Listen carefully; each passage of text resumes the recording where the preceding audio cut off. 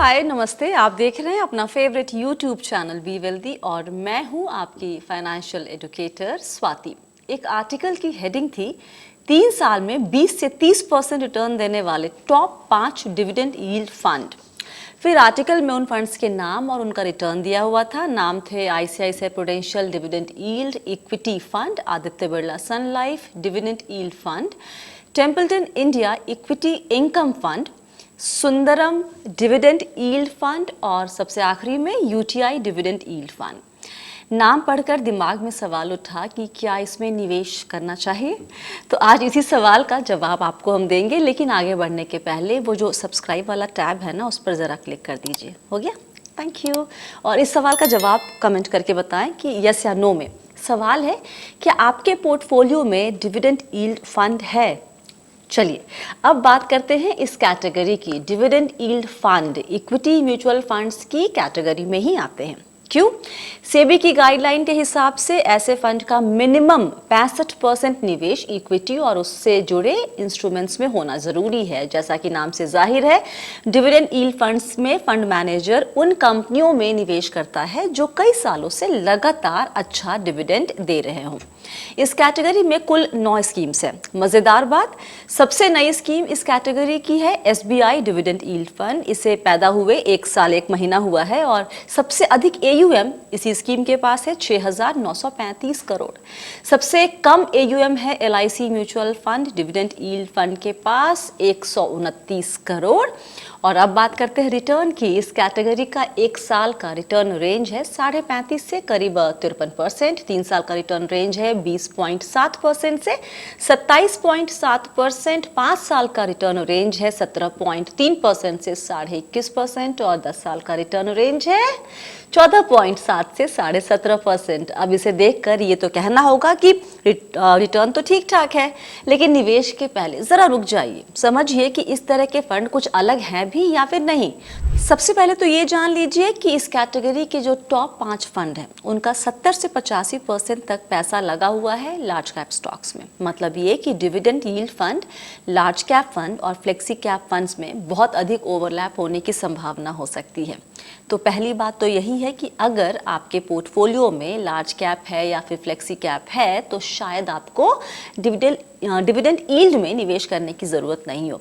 लेकिन केवल यही बात नहीं है, इस कैटेगरी में निवेश की वकालत करने वाले बहुत सारे लोग मिल जाएंगे आपको।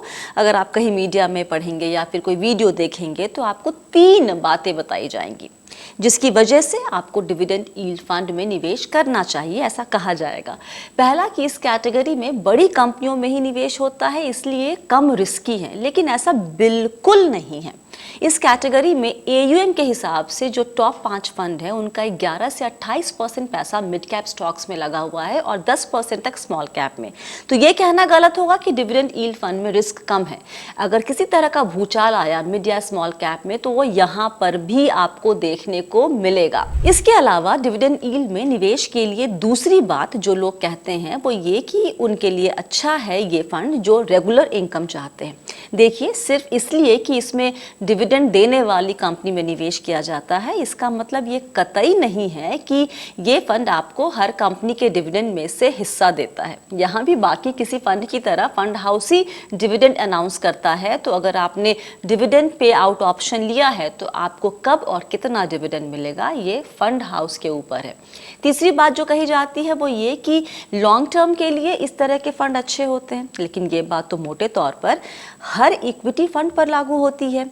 किसी भी कैटेगरी का इक्विटी फंड हो, अगर आप 10 से 15 साल का समय देंगे तो आपको बेहतर रिटर्न मिलेगा ही मिलेगा। तो लंबे समय में अच्छे रिटर्न की बात डिविडेंड यील्ड फंड के लिए एक्सक्लूसिव नहीं है।